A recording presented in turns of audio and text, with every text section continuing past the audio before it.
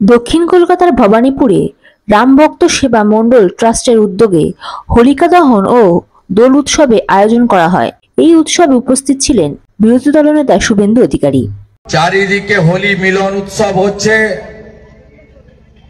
এবং যেহেতু এটা ভবানীপুর, এখানে 1956 ভোটে হারা মমতা ব্যানার্জি ছাড়া আর কেউ হোলি করতে পারবে না।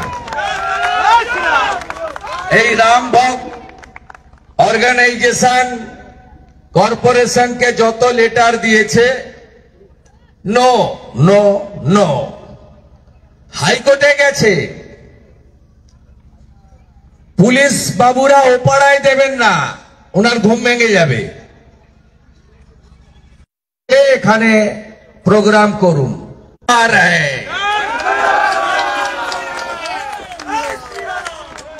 जो हिंदू हित में काम करेगा वही बंगाल में राज करेगा।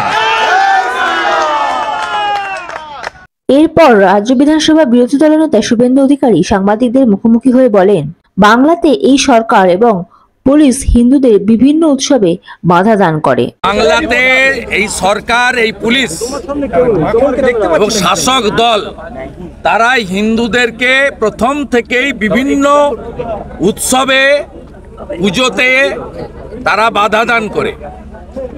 সেই কারণে তারা এখানে একটি অরাজনৈতিক সংগঠন রাম ভক্ত সমিতি, যারা এই হোলি দাহন এবং দোলের পূর্ণিমার রাধা মাধবের পুজোর ভবানীপুরে একাধিক পার্কে আবেদন করেছিল কলকাতা কর্পোরেশনে, রিজেক্ট হয়েছে। কারণ তারা কেউ সকল সেকুলারিজমে বিশ্বাস করে না, তারা হিন্দু এবং সনাতনীত্বে বিশ্বাস করে, ভারতীয়ত্বে বিশ্বাস করে। তারা ধর্ম মানে শাস্ত্র অনুযায়ী, ধর্মকে কালচারাল অনুষ্ঠান বলে মানে না, সেই জন্য তারা পারমিশন পায়নি। এর পাশাপাশি রাজ্য বিধানসভা বিরোধী দলনেতা শুভেন্দু অধিকারী বলেন, ভবানীপুরের মানুষ ফুঁসছে। এই রাজ্যের আরজিকর কাণ্ডের নায়িকাকে মানুষ বিসর্জন দেওয়ার জন্য প্রস্তুত আছে। সবচেয়ে বড় কথা হচ্ছে, নন্দীগ্রামে হারার পরে এখানকার যিনি এমএলএ আছেন, জ্যান্ত লোককে পদত্যাগ করিয়ে উপনির্বাচন করিয়েছেন, তিনি আতঙ্কে আছেন। ভবানীপুর মানুষ ফুঁসছে। এই রাজ্যের আরজিকর কাণ্ডের নায়িকাকে বিসর্জন দেওয়ার জন্য মানুষ প্রস্তুত, সনাতন সমাজ প্রস্তুত। এছাড়া শুভেন্দু অধিকারী আরো বলেন, ভবানীপুরের এমএলএ 492 বছরের দীর্ঘ লড়াইয়ের পর যখন রাম মন্দিরের শুভ সূচনা হয়, সেই দিন হাজরা থেকে পার্ক সার্কাস পর্যন্ত মিছিল করেছিলেন রাম মন্দিরের বিরুদ্ধে। 492 বছরের লড়াইয়ের পরে যখন রাম মন্দির উদ্বোধন হয় 2024-এর 22শে জানুয়ারি, এই ভবানীপুরের এমএলএ সেদিন রাম মন্দিরের বিরুদ্ধে মিছিল করেছিলেন। তিনি হাজরা থেকে পার্ক সার্কাস পর্যন্ত, তিনি 66 কোটি হিন্দু ডুবকি লাগিয়েছে প্রয়াগরাজে। তিনি অ্যাসেম্বলির উপরে দাঁড়িয়ে বলেছে, এ মৃত্যু কুম্ভ আছে, এটা মহাকুম্ভ নেই। তিনি বলেছেন 144 বছর পরে হচ্ছে, তার নথি কোথায়? আজকে হিন্দু সমাজকে, হিন্দু ধর্মকে, সনাতনীদের, রাষ্ট্রবাদীদের যেভাবে বাধা দেওয়া হয়, সেইখানেও বাধা দিয়েছিলেন। কিন্তু কলকাতা হাইকোর্টের কাছে আমরা কৃতজ্ঞ, তারা ভবানীপুরে আমাদের করতে দিয়েছেন।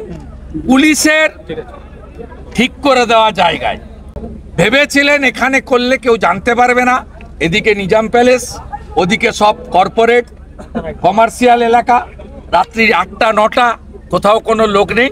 কিন্তু আমরা যে লাইভ করেছি, আপনারা যে লাইভ ভিউ দেখেছেন, ভবানীপুরের more than 80% citizen, those who are belonging to Sanatani, Sikhs, Jains, Buddhist, Gujarati people, Marwari people, Bengali speaking, Hindi speaking, all together তারা আজকে আমাদের প্রোগ্রামে লাইভ দেখেছে।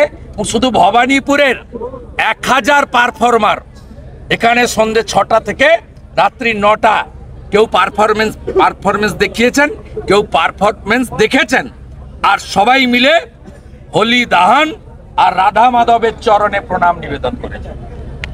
জয় হিন্দু রাষ্ট্র। Bureau report ND Bangla news. সবার আগে সব খবর, সঠিক খবর পেতে ফেসবুক পেজটি ফলো করে এবং ইউটিউব চ্যানেলটি সাবস্ক্রাইব করে রাখুন আর শেয়ার করতে ভুলবেন না।